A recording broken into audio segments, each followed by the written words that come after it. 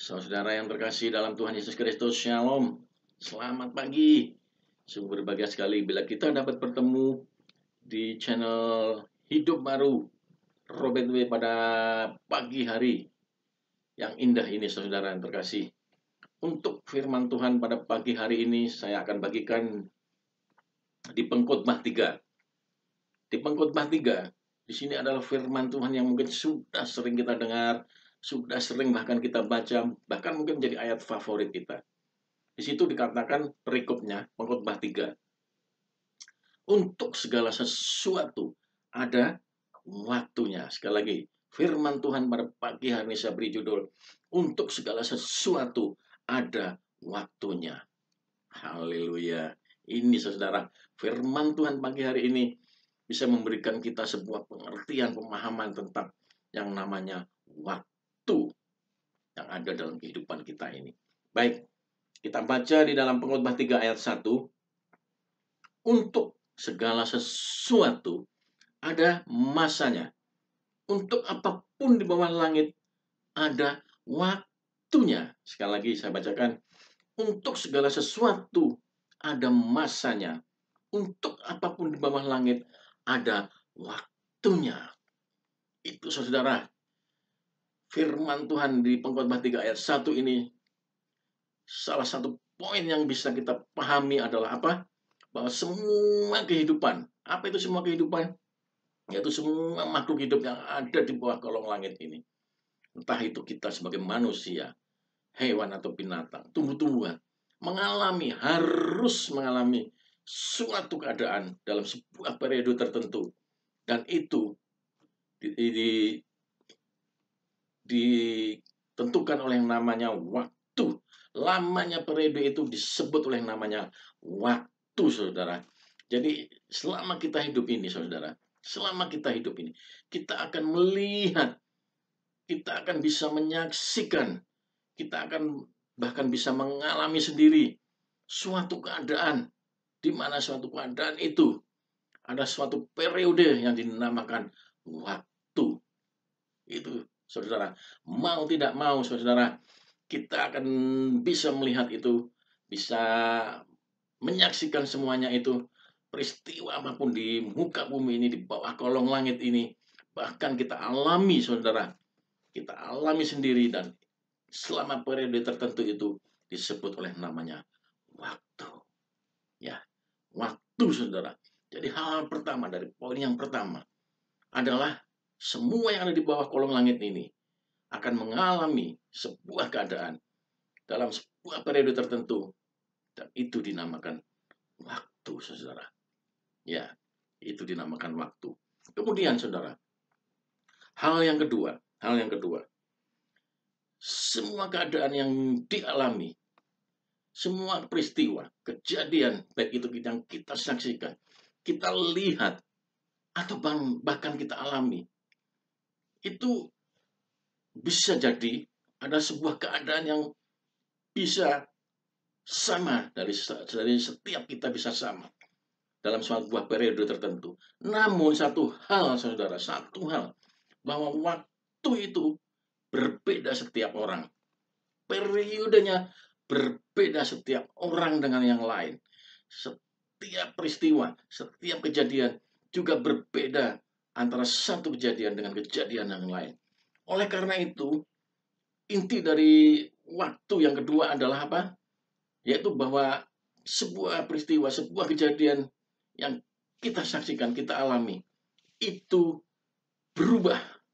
Waktunya tidak tetap.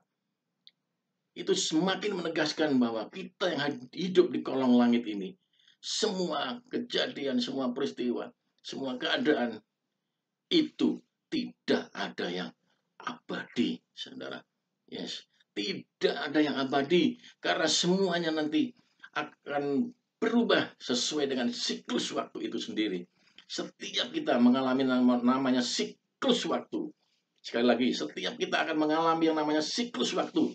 Baik itu kita saksikan, baik itu kita lihat, ataupun kita alami sendiri. Amin.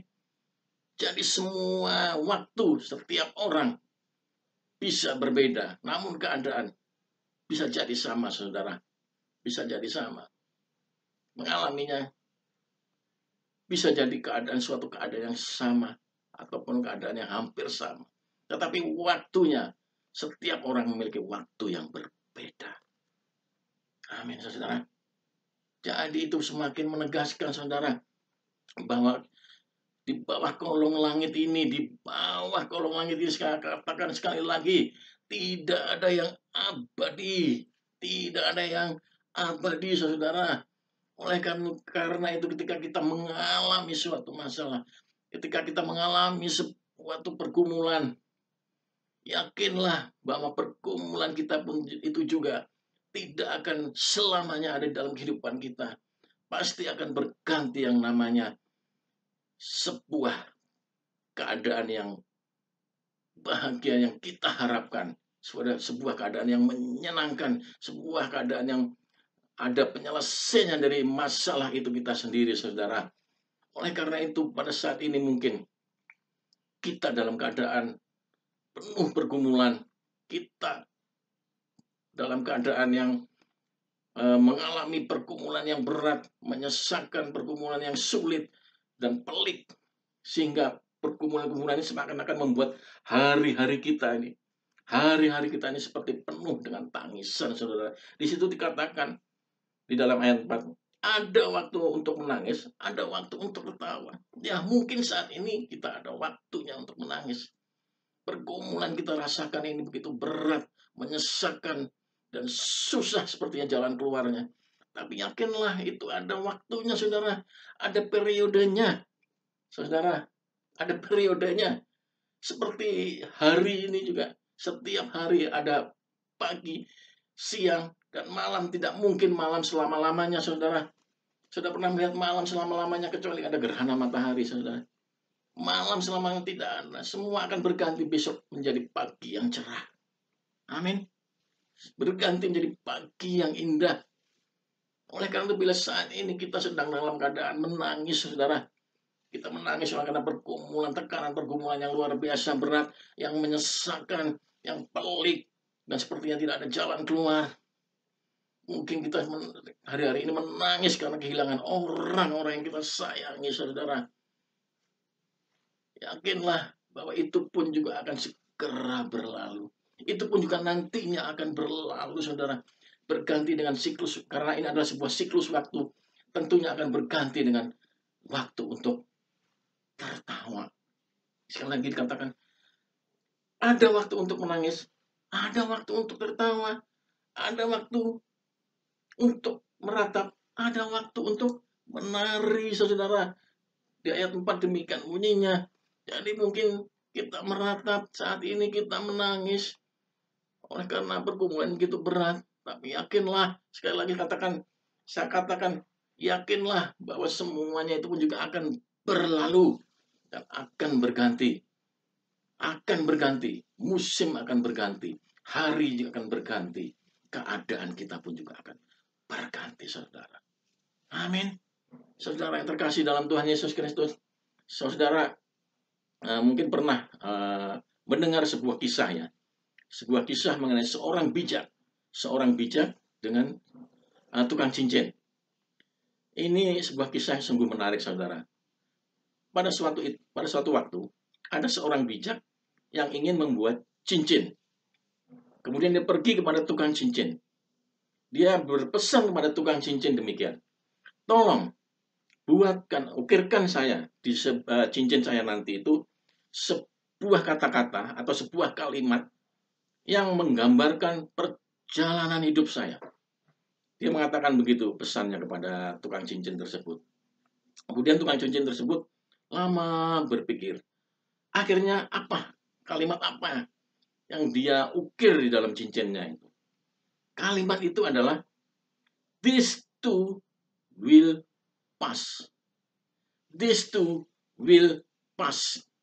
Dan itu pun artinya, dan itu pun akan segera berlalu. Sehingga pada suatu saat, suatu hari, ketika cincin itu sudah jadi dan dipakai oleh seorang bijaksana.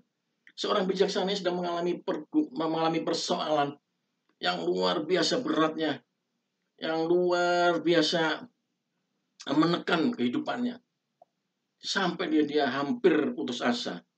Namun ketika pada puncaknya putus asa, dia melihat cincin itu. Kemudian dia melihat, dia baca, this too will pass.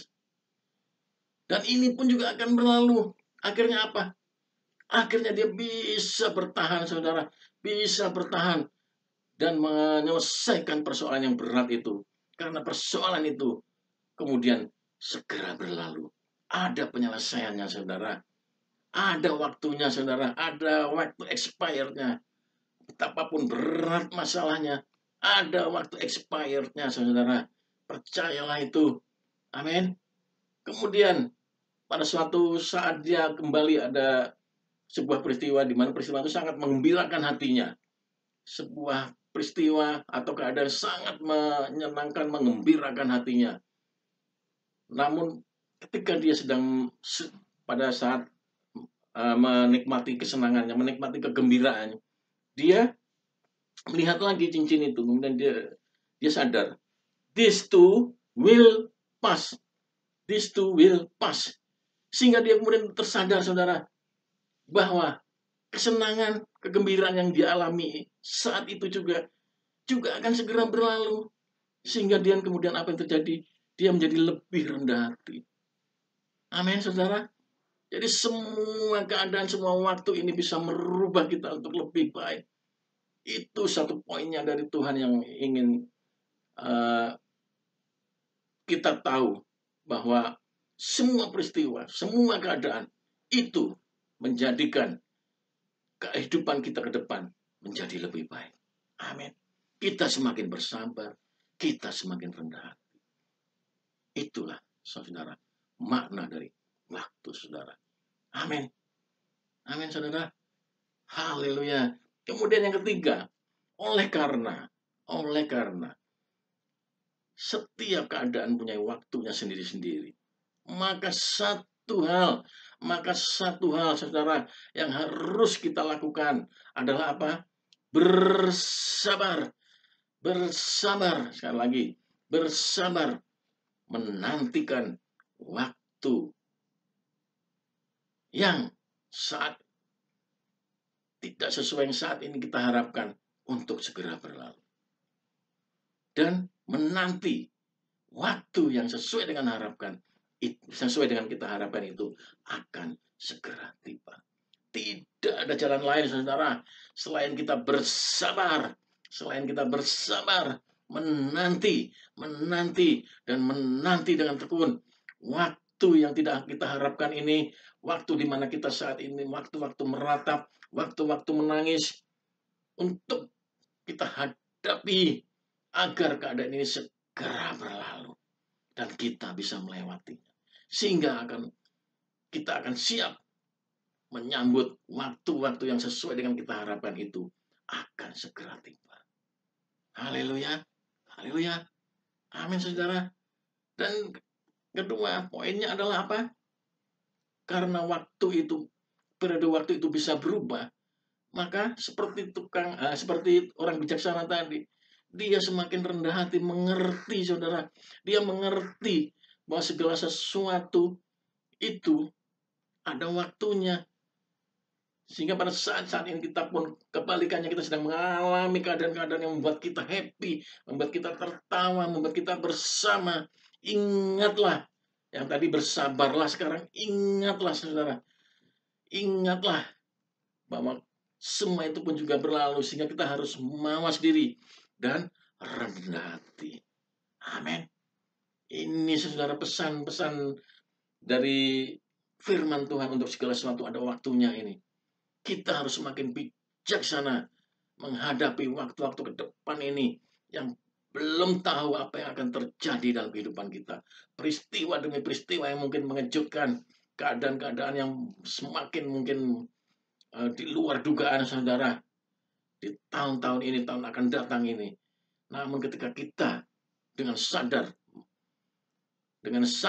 melihat tulisan ini, this too will pass, maka kita akan semakin semakin bijaksana. Bijaksananya di mana? Kita semakin bersabar menantikan waktu yang tidak kita harapkan terjadi. dan menantikan waktu yang kita harapkan untuk segera tiba. Kedua, kita semakin rendah hati. Rendah hati. Semakin rendah hati. Walaupun keadaan itu saat ini sedang memberikan kita kegembiraan atau sukacita, itu pun juga akan segera bisa berlalu. Kita semakin merendahkan hati di hadapan Tuhan. Amin, saudara. Inilah maksud dari firman Tuhan pagi hari ini, saudara. Dan satu poin yang terakhirnya, saudara. Mengapa kita harus bersabar menantikan waktu-waktu yang kita harapkan untuk segera terjadi, dan bersabar, saudara, untuk mengalami, saudara, untuk menanti keadaan-keadaan yang tidak kita harapkan itu segera berlalu. Karena ada satu janji Tuhan. Karena ada satu janji Tuhan yang dapat kita pegang, yaitu dalam Pengkhotbah 3 ayat 11. Pengkhotbah 3 ayat 11.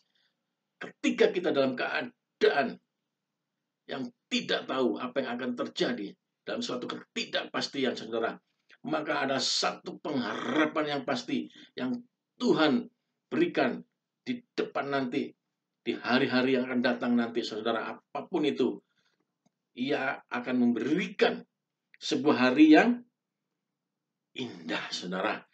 Di dalam Pengkhotbah 3 ayat 11 dia mengatakan, Ia membuat segala sesuatu indah pada waktunya.